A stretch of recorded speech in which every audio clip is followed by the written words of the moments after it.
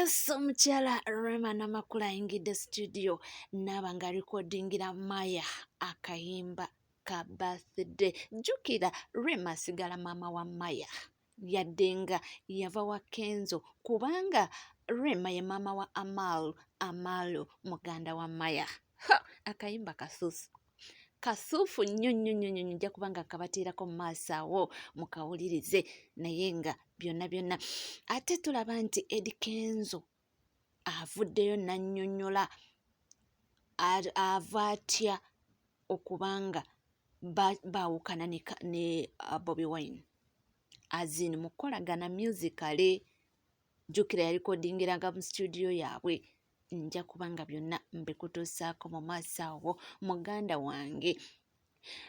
Batulaze engeri y'abantu bano abali b'ebisiyaga abavaayo ne beerangirira ate ne badda mu bokisi bwaffe ne batugamba nti bannange noonya mpapula, batugambye bya bulimba, omwana aleese bwino. Yenna nja kubanga mmuta mu maaso awo. Ate ye omukulu Balamu Balugahara kye bamukoze, bannange abaana basabula. Omwana avumye Balamu left right, n'amuvuma mu Luzungu, n'amuvuma mu Luganda, n'amuvuma mu Lunyolo, buli lulimi y'anaamanya ky'anajjamu. Nze ndiwo kubanga nkola ki mbebawa. Ate nga byonna tweyongera okubanga tutegeera era byonna nja kubanga bikutuusaako. Ate kye bakoze musajja mukulu Mathias Mpuuga, bannange abaana basabula. Byonna waneno ku NCK TV era nze nkugamba kimu nti mukwano bw'obanga tonna subscribinga kekadde subscribinga, ringinga that notification bell, sharinga, likinga, saako n'okubanga leka komenti yo. Ebisigadde butereevu nkugamba kimu nti gwe tuula butuuzi kkalira nywera mbenga ndukuwa. Katutandike ne musajja mukulu Edrisa Musuza aka Eddie Kenzo, President Uganda National Musicians Federation, ate era nga ye Presidential Advisor, the CEO, Big Talent. Eddie Kenzo avuddeyo n'annyonnyola, yatandika ddi okubanga yeekengera yali mukama we n'agamba wano nnyina okwetegula n'envaawo. Agamba alina ensonga ze, bino ebya politics byagenda okujja ye nga yakola ki, yalekeraawo dda okubanga alikodingira mu studio ya bamukulu His Excellency Bobi Wine. Bibi One, twali tulinamu obuzibu bw'ensasula, nze ne Mikimiki yali mukama wange by then. Nga bwe tumala okuyimba wabaawo butali butuufu. Ekyo sijja kimunenyeza ensi bw'eti ate ffenna twali bato. Naye waaliwo obusonga kati for example, nayimba oluyimba olwo, sonyiwa munno bw'aba yeetonze, kansooke na luno. Naye nze kyensaba yandimbuulidde, eyo gye yagenda yafunayo mundi. Gye wayimba ne Miki? Ino kulanga mukama waffe ayimbye. If you renew a promise, you renew a promise. I will never did a lie. Strings. Nengamba kama waffe aleka yafunyemuko inspiration mu luno oluyimba. Ne lumunyumira. Ekyo nenkireka. Kubanga olaba olulwe nga n'oluno olwaffe. If you renew a promise, I renew a promise. Yanimba. Naye nze kyensaba yandimbuulidde. Eyo understand? Kamunyumira. Kuba kamunyumira nnyo. Mba ndi awo nyimbye kamusonyiwe ng'ayimba. Nasonyiwa muno bw'aba yeetonze yeewuwa omusonyiwe. Yandumanyi. Enokula naye afulumiza omukyala bw'abanga yeetonze. Nenga kati nno wandivaawo emitawaana kati nga nyina okwesigamu katono. Kati ate omukulu enyimba we zamunyumira ng'akubamu ebivuga naye. Ate ennyimba nzikolera mu studio ye. Kati nga ndowooza kuba eri yi studio wayagala wagibeerera ye boss. Oba alimbye oba nedda naye kyebuuzibwa Eddie Kenzo yali yakitegeerako mbu principal tasobya. Ekyo nno bafutu soldiers sima kye bagenda mukola. Naye nga wano tukimanyi ku mitimbagano nti principal tagambwako, tayogerwako, tasobya. Naye nga bwebityo ebyo bibadde bigambo byani bya musajja mukulu Eddie Kenzo ng'agamba ensonga ze oba ng'ayogera ensonga ze lwaki yasalawo n'agamba nti wano tuyinza okubanga tutandise okufuna obuzibu nze kanisa egulemu nkole ki ngende naye nga baali kitole era nga buli kimu bakikola kitole. Tweyongerayo n'amawulire ag'enjawulo nze bwendi okubanga nga batuusaako. Tutunuulira ensonga eziriwo ezigenda mu maaso. Kansooke njogere ku nsonga z'ebisiyaga. Omwana ze yazze Papa Sidi ffenna kyatukubye wala, naddala abawagizi be okuwulira ekigambo ekyo, ate n'avaayo mu maaso ga kamera n'akkattiriza. Yakola posti ne tulowooza nti oba byakusaaga. N'avaayo mu maaso ga kamera n'akkattiriza. Naye mubaddemu abantu okubanga bagamba nti Papa Sidi ono alabika alina kyagoba, era abantu ne batuuka okukubaganya empawa nti nedda yandibanga agoba mpapula, kwe kuvaayo ayogere mu lwatu. Jjukira ne wali ku live yagamba nti nze mu Uganda sidda, ate nadda ntya nga mwawulidde baayisa ekiragiro nti muno tebaagala muki bali b'ebisiyaga. Naye omwana avuddeyo n'atunnyonnyola nti bantu mmwe ke kaseera muggule amaaso. Abo abantu beekola ebintu ebyo nti ebyaddala abazungu ennaku zino tebakyali basiru bibino.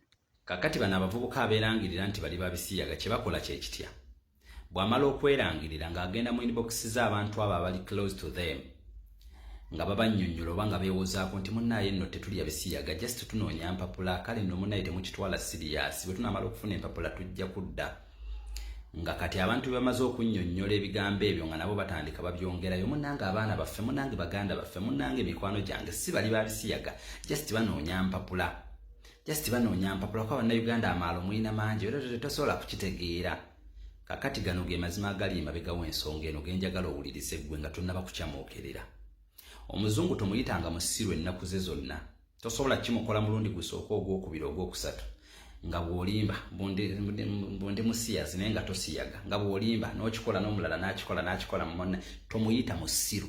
Bugwe avudde mu Uganda ekaabajoki, avudde ekaabatende, avudde e Matugga. Mbukale munaye ngenze mu Amerika kwefuula nti ndi musiyazi naye nga sisiyaga.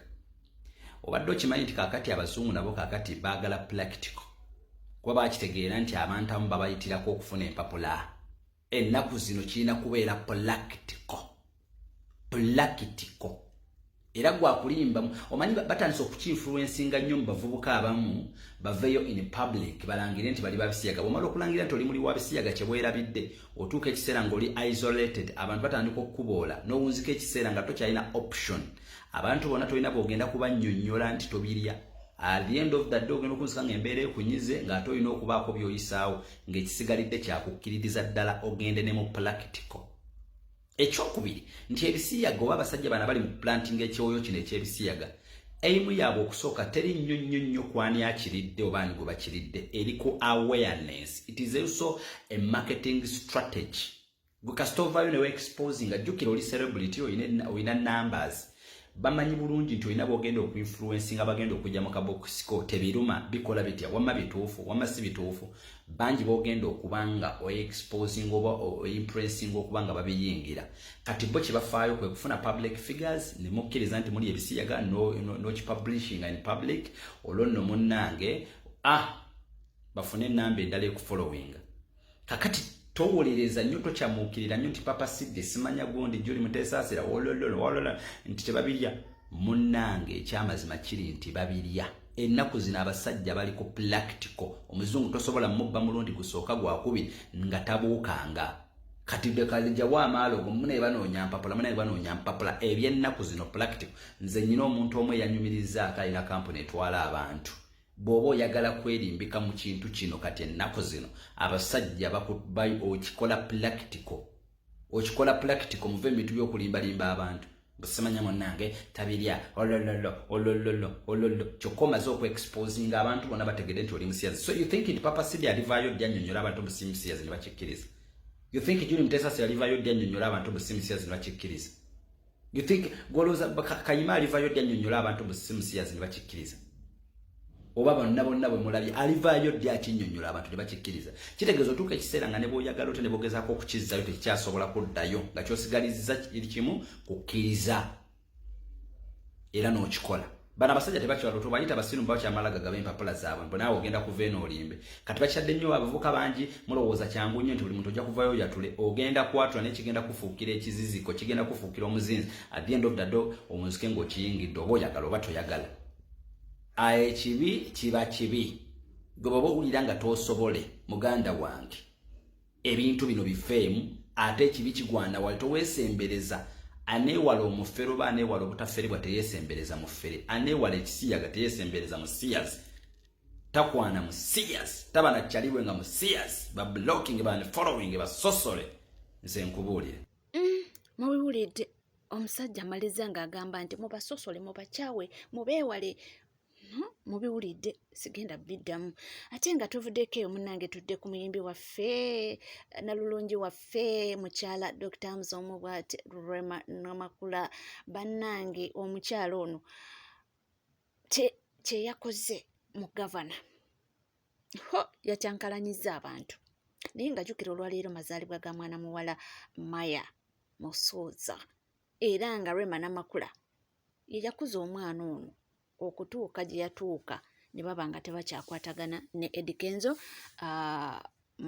Rema Namakula bwe yavaayo okubanga ate afumbirwa Dr. Hamza kino kyekyabaawula naye olaba abaana bwe baasisinkananga nga baba tebaagala kwetta so kano kawalaake okuvaayo n'akawishinga happy birthday oba okasindikira message ng'akagaliza amazaalibwa amalungi mu buteeko ono muwala we era Rema asigala mama waani wa Maya Musuuza Maya Mirembe Musuuza Rema asigala mama we kubanga already Rema mama wa Amal naye nga olunaku lweggulo munnange yakyankalanyiza club governor baabaddeyooko ne show naye maama ansooke nkulageko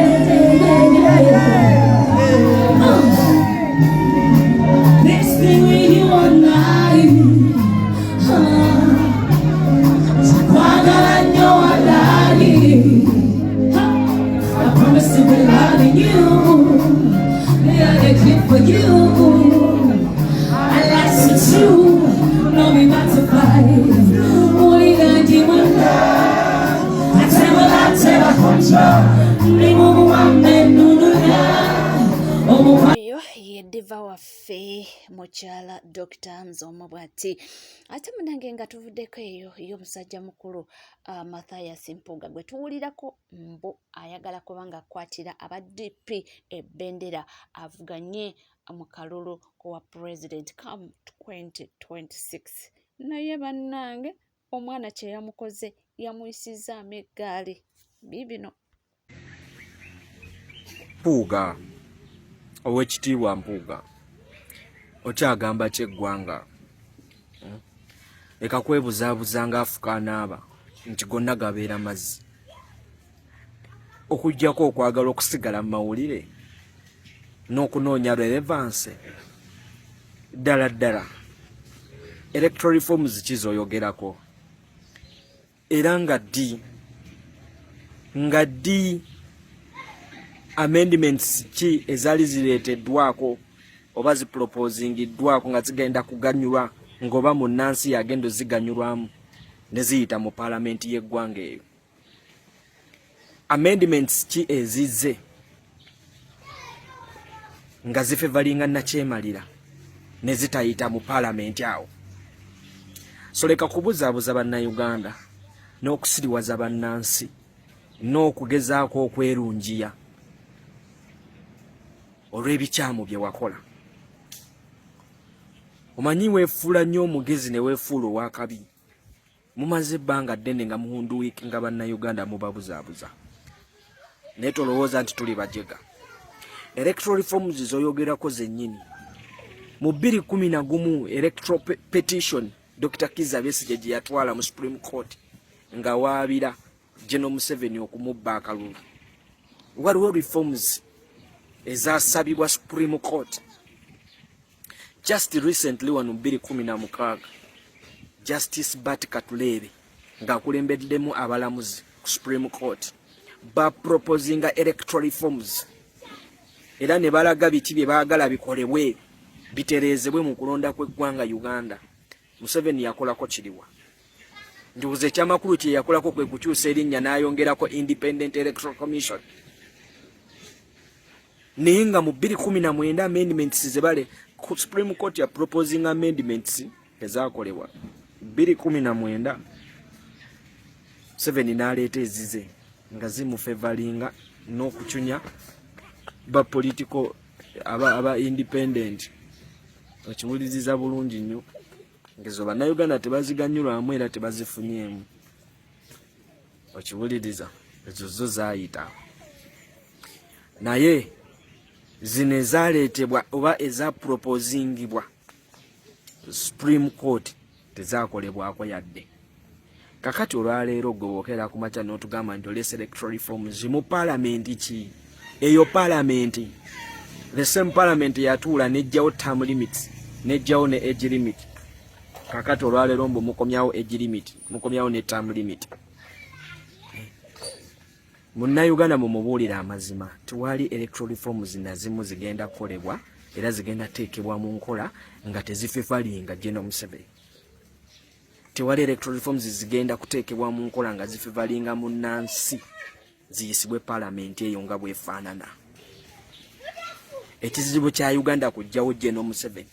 General Museveni bw'avaawo buli kimu kijja kutereezebwa ne reforms ezijja kukolebwa. Naye okwogera ku electoral reforms ng'olwaleero ne Chief Justice yalondebwa nga n'olwaleero Chairman wa Electoral Commission General Museveni yamulinako obuyinza era yamulonda, ekyo tekigenda kukola. Luno lukweso lwe muli mu kukozesa okuleyingira Museveni ne family ye foundation ey'okusigala ng'afuga eggwanga Uganda. Kategedde, so muleke kubuzaabuza bannayuganda. Ekyo byonna oyo kyabwokya, ebyo byonna weebuzaabuza. Ate nga tuvuddeko eyo bannange, waliwo omwami ono ava eyo waba Balamu Barugahara. Naye mbu Balamu Barugahara yabadde ku function n'akwata akazindaalo n'akoobola omwami oyo. Omwami oyo yali mu kibiina kya NUP kuva dda munankyukakyuka. Ye agenda ne kigenda wajja gundi pate erina amaanyi nga agenda n'eyo solongazi ebanga si ya NRM. Mbu ng'amukooboola ku muzindaalo ng'agamba mbu oba ayagalamu omulimu. Bannange omwami avumye Balamu, amuvumye mu Luzungu, namuvumye mu Lukyoli, namuva mu Lukyotala, namuva mu Lwarabu. Bannange biibino Bonyero musibire mtu. Yeah, today Bosco is in Masindi and one Barugahara Balamu goes to the microphone and waves at me that I'm looking for a job. No one is supposed to employ me in this country. This country is too small for me. Whoever wants a job, you can go and find a job. I don't need a job. I belong to the National Unity Platform, and I'm very happy being there. My president, Robert Kyagulanyi Ssentamu, and our people power is our power. But our power is better than their power. I want to connect dots. Where does Balamu Barugahara get the guts to speak my name on the microphone of NRM? It's a shame. I don't see any reason why he speaks my name. Barugahara Balamu. Kusabo nyo Budoma. You are the biggest idiot I've identified of late. Museveni akuzaira kuziri. Agenda kule koli mfuzi. Ogenda kubona bona. I know you are a turn boy for Muhozi. And Muhozi is a driver for the manager who is Museveni. And Museveni has the owner of the project in the secret society. So you might think you belong there. You are a bullshit. Muhozi, tell this cowboy of yours, Balaam, whatever you are doing, can't he knows. Onyambe Balaam onyeho Budoma. I don't belong to the stupid clan. I don't know your father. You know my father. I don't know your home. You have ever come here. You don't know looking for what? You idiot Balaam. No kwate microphone kugama nsabiro mulimo wa district ya Masindi. Where do you harvest such nonsense? Nonsense. Somewhere in this world, gods are crazy.